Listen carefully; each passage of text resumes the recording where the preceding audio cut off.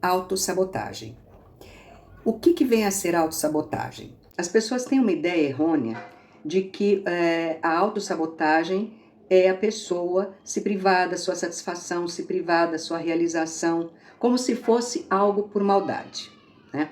Então, é uma forma inconsciente da gente criar obstáculos para a gente não conseguir fazer aquilo que a gente quer, né? É uma visão muito pequena, muito estreita. A autossabotagem, ela tá muito mais profunda do que isso, né? Se a gente pensar que o sabotador ou a sabotadora é uma parte da nossa psique, fica mais fácil de entender? Ah, tá bom, Branca, então por que eu estou me sabotando? Por que eu não estou fazendo o que deveria fazer? Por que eu estou procrastinando? Porque existem coisas, existem crenças disfuncionais muito importantes e muito fortes que estão determinando o meu comportamento, estão determinando a minha evitação, a evitação daquela situação.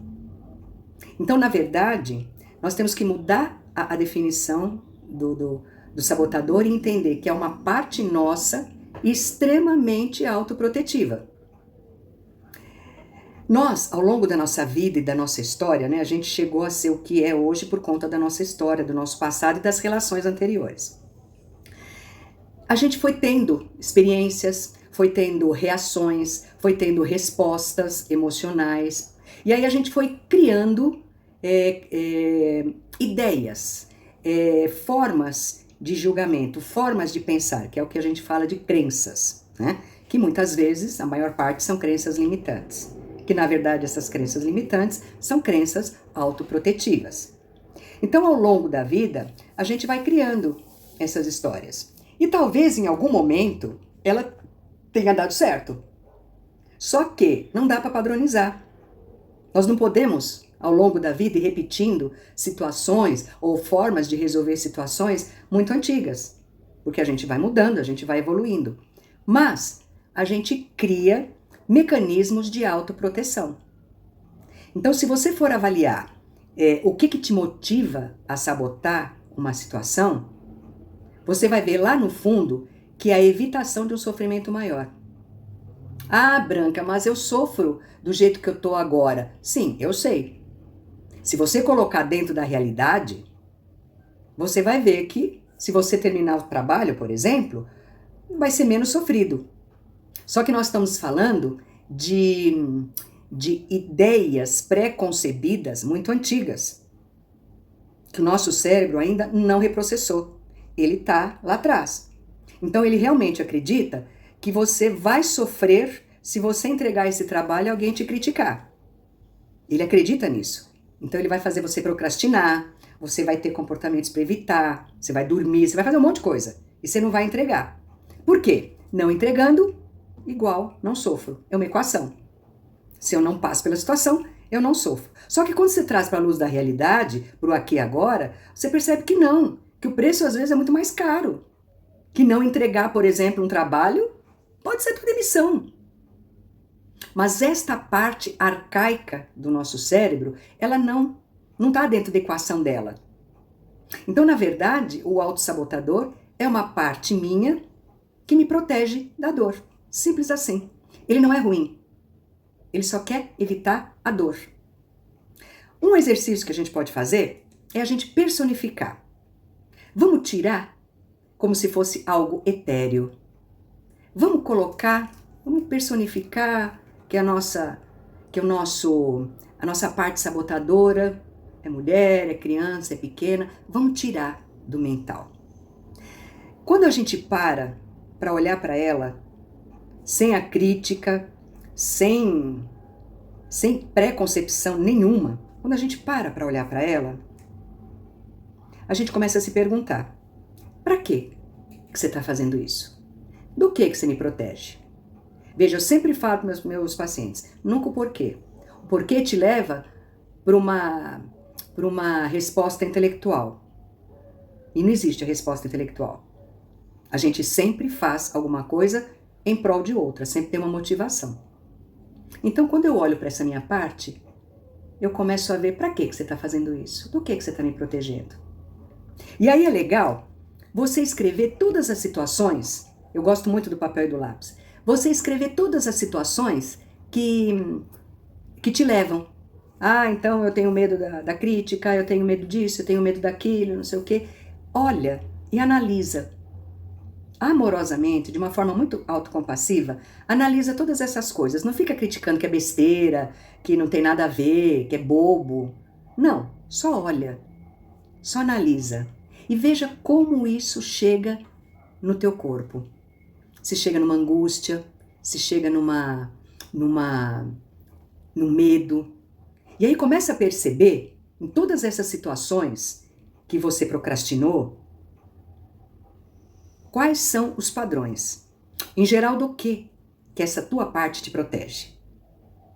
Então você vai descrever todas as situações. Primeiro você vai escrever tudo que aquela situação engatilha em você, as ideias, porque aí você vai chegar nas crenças disfuncionais.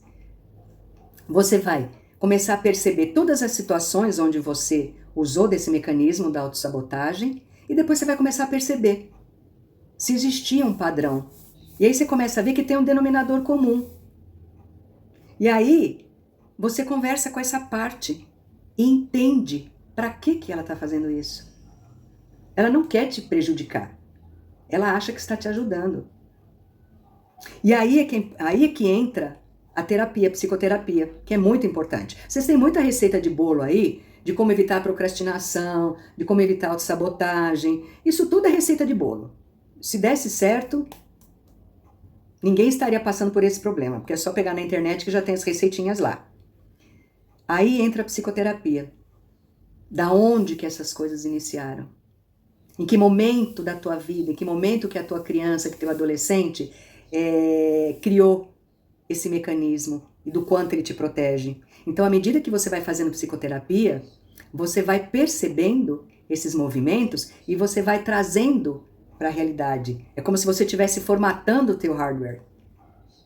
E você vai checando estas crenças. E você vai vendo o quanto elas, para esse momento, elas não são necessárias, que você não precisa delas.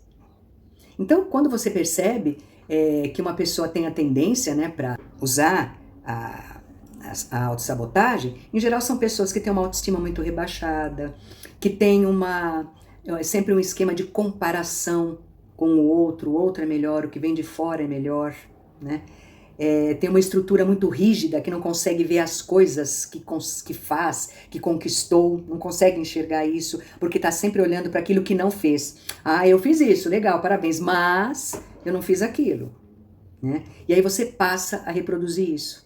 E muitas vezes você está trazendo isso do teu passado, onde pessoas agiram assim com você, e aí aquilo que tanto te fez mal, você continua postergando, você continua repetindo, né?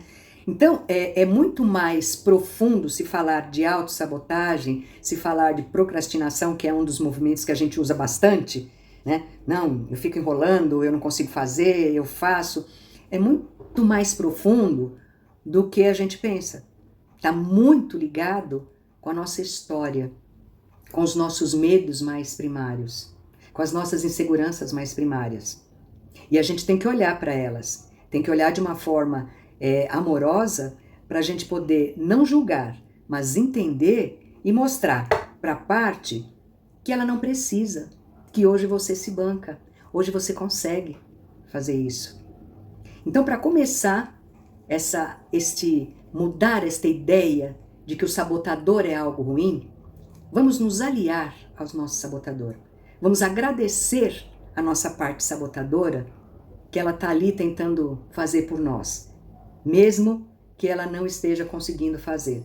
Mas aí cabe ao nosso consciente, cabe à nossa parte, né, pré-frontal, mostrar para essa parte, bem aqui atrás, bem primária, que ela não está correndo risco, que agora você consegue.